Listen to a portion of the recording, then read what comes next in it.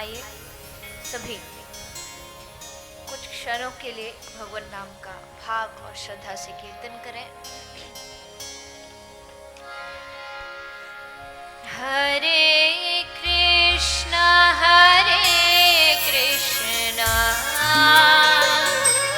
कृष्णा कृष्णा हरे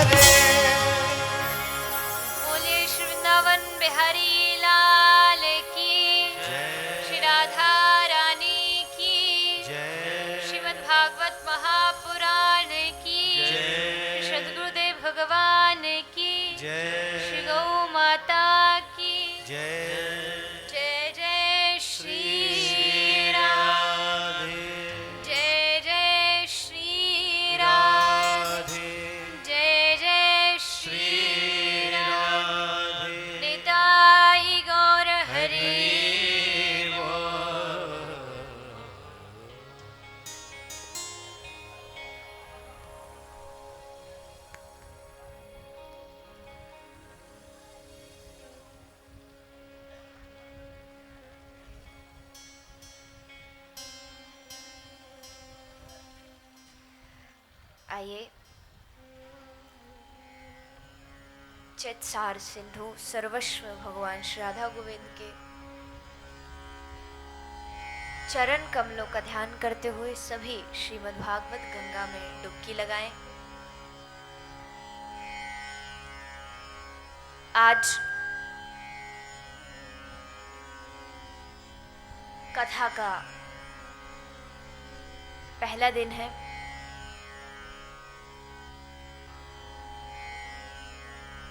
कथा के मुख्य यजमान श्री पवन कुमार झा, उनका पूरा परिवार, जिन्होंने आप सबके बीच में, हम सबके बीच में अपने मातृभूमि, अपने ग्राम में इतना सुंदर श्रीमद् भागवत कथा का आयोजन कराया।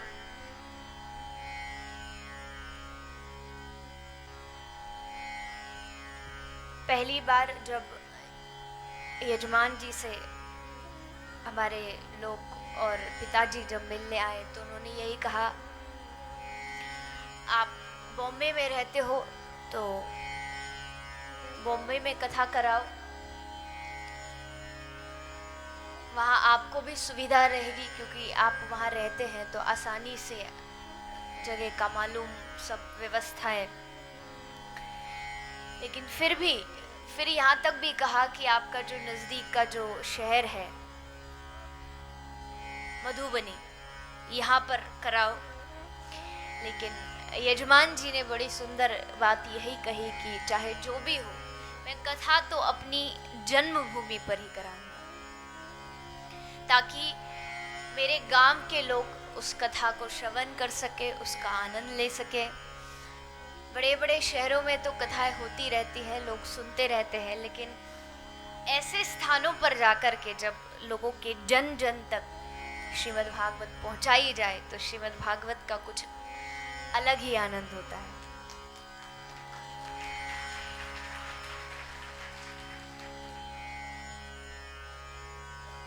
जगत जननी माँ सीता जी की ये भूमि अनेकों संत महापुरुषों की भी ये जन्मभूमि रही, मिथिलांचल प्रदेश।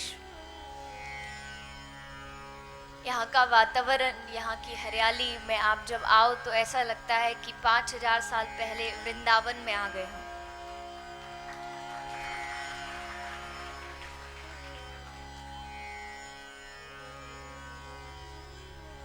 कथा के मध्य में ये टेंट हटा दिया जाए, माइक हटा दिया जाए और कैमरा हटा करके एक पेड़ के नीचे बैठा जाए। जहाँ आप बैठे हो वहाँ सब भी बड़े सुंदर सुंदर पेड़ हैं, तो ऐसा लगता है मानो जिस समय सुखदेव जी ने कथा सुनाई थी पीहड़ जंगल में एक वृक्ष के नीचे, तो वैसा आनंद, वैसा शुद्ध वातावरण आप के गांव के अंदर। तो आप बहुत भाग्यशाली हैं, हम बहुत भाग्यशाली हैं कि आप सबके मध्य हमें बुलाया गया, हम आए। यजमान जी ने एक निमंत्रण दिया कि आप आइए, कथा सुनिए, कथा सुनाइए।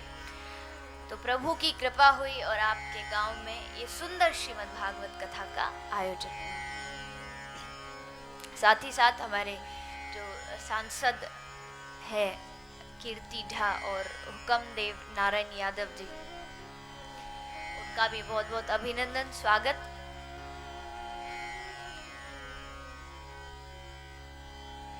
अब सबसे पहले एक प्रश्न, आप सबको हिंदी तो अच्छे ढंग से समझ में आती है ना? हाँ या नहीं? हाँ, ऐसा कोई है जिसको हिंदी समझ में नहीं आती हो? सबको आती है? पक्का?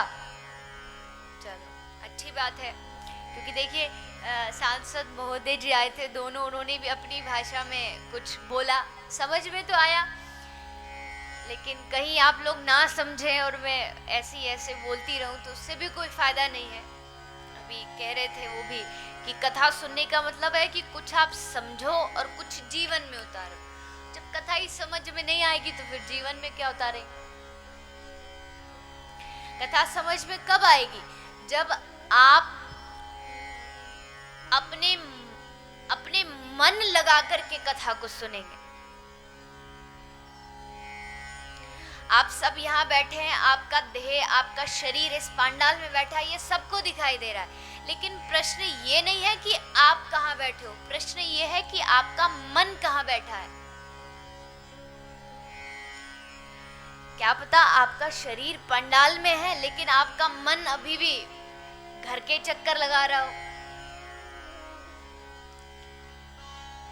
बैठे बैठे सोच रहे होंगे, अरे भैया, कोई महिला सोच रही होगी, कोई सासू माँ, कि आज तो घर का ताला खुला छोड़ा ही, कहीं बहू सारा घी ना खा ले।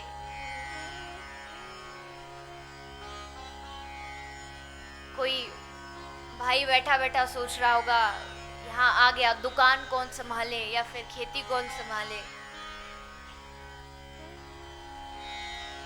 ये भैया कुछ ज्यादा ही हंस रहे, शायद इनका मन वही था,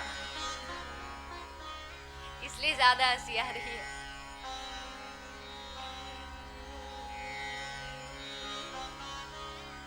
इसलिए आप तो जहाँ हो ठीक है, लेकिन आपका मन यहाँ होना चाहिए, तब आपको कथा में कुछ समझ में आएगा। वरना तो 3 घंटे ठीक है आप बैठ लोगे, कुछ समझ में आपको पल्ले पड़ने वाला नहीं। आप जैसे खाली आए थे आप ऐसे ही खाली जाओगे। लेकिन अगर यहाँ पर एक इतना सुंदर आयोजन किया गया है तो मेरी ये आशा है, ये उम्मीद है कि आप सब लोग खाली ना जाएं, यहाँ से भर के जाएं, यहाँ से आप कुछ लेकर के जाएं, कुछ पाएं यहाँ से, तब तो इस कथा का फायदा है।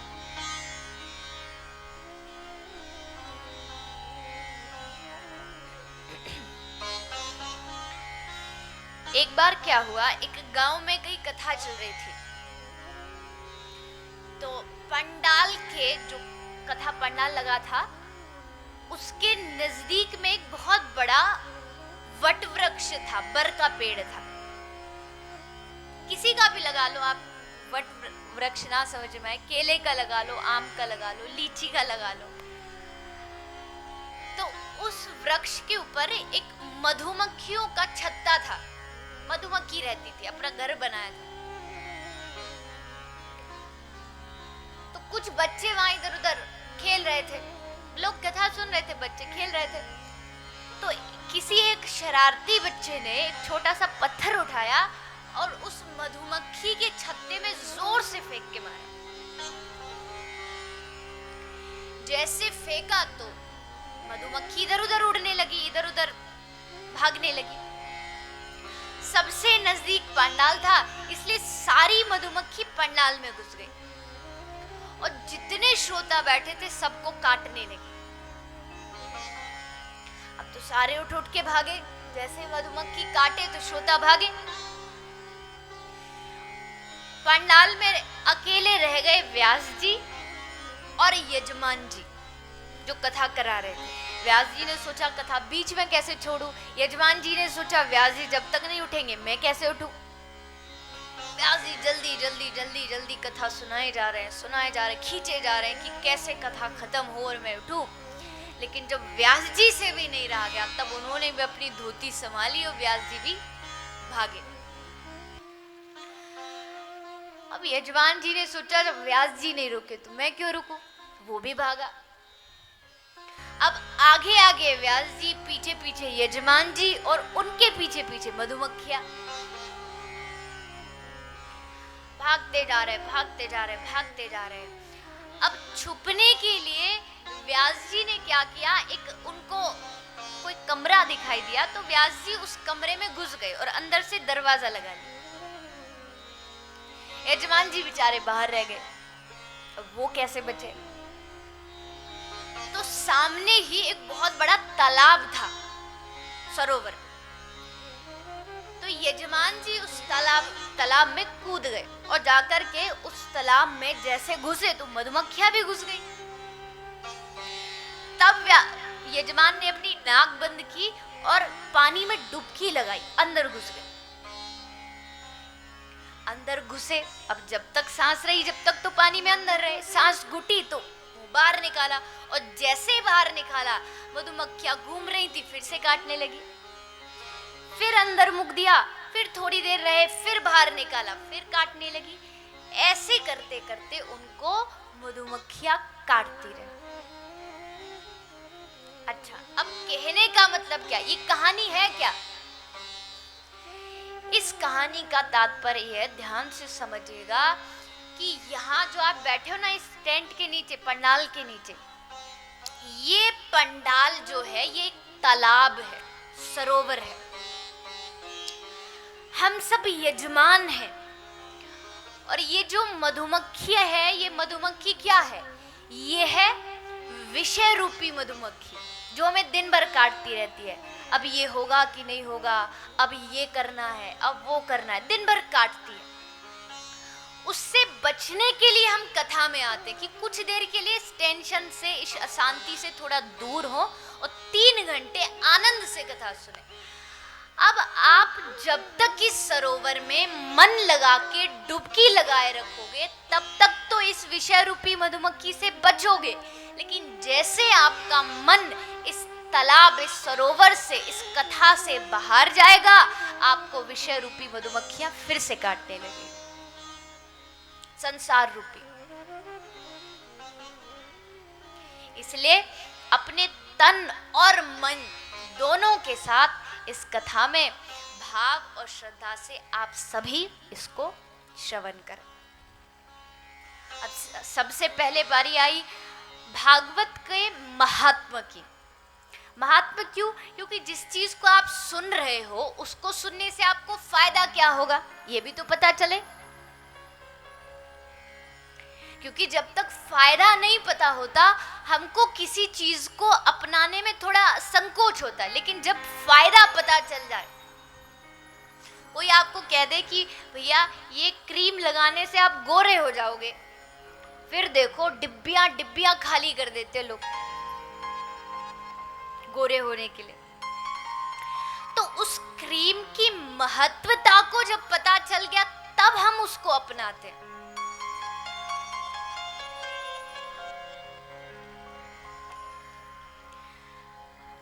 अरे ये तो वस्तुओं की बात छोड़ो, हम तो भगवानों में भी यही महत्वता देखते हैं कि कौन सा भगवान जल्दी खुश हो जाता है।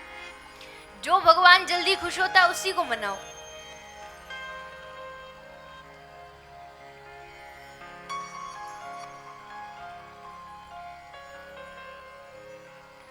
इसलिए भागवत को अगर हम सुन रहे हैं, तो इस भागवत को सुनने से फल क्या मिलेगा, ये श्रीमद् भागवत के महत्व में बताया है। तो भागवत के महत्व का सबसे पहला श्लोक है, बड़ा ही सुंदर श्लोक है।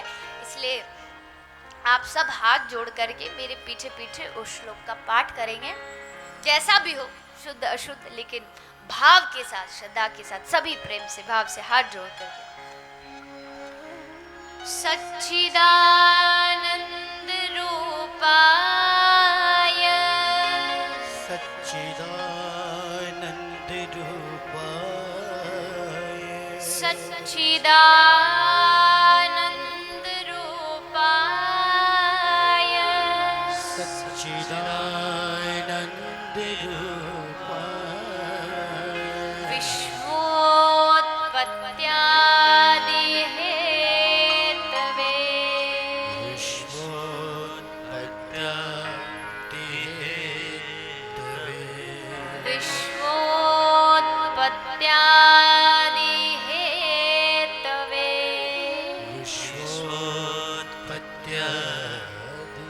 हेतवे, तापत्रय विनाशाय,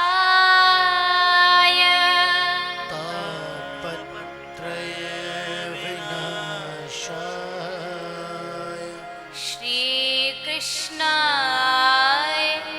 वयं नमः। श्रीकृष्णाय वयं नमः।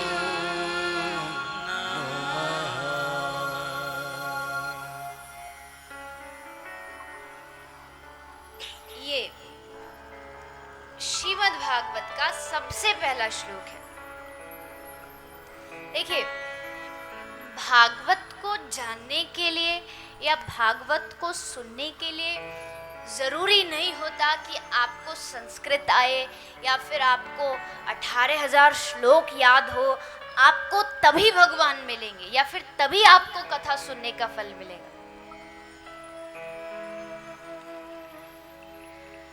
कथा का मतलब है कि आप जीना सीखे बस, और भगवान श्री कृष्ण को आप जानने लग जाएं, बस यही कथा है। भगवान को जानना ही, हम कथा सत्संग किस लिए सुनते, क्योंकि हमको जीने की एक कला सीखनी है कि भाई जीते कैसे, जीना कैसे चाहिए और मरना कैसे चाहिए। भागवत संत ये कहते हैं कि भागवत हमें मरना सिखाती है, मरे कैसे, क्योंकि आज के आदमी को ना तो जीना आता और ना ही उसको मरना आता। जीता है तो भी वो संसार में इधर की उधर, मरता है तो भी अंत समय में चारपाई पर पड़ा पड़ा। अरे अंत समय आ गया, अब तो थोड़ा राम का नाम ले, लेकिन उस समय भी राम याद नहीं आता, उस समय भी दाम याद आता है।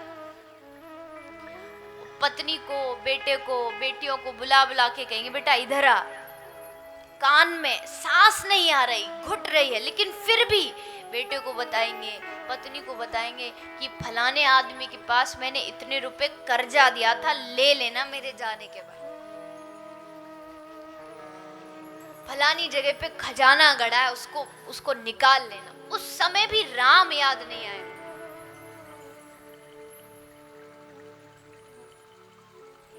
इसलिए ना तो जीना आया और ना मरना आया। तो भागवत जो है वो हमें जीना भी सिखाती है और मरना भी सिखाती है।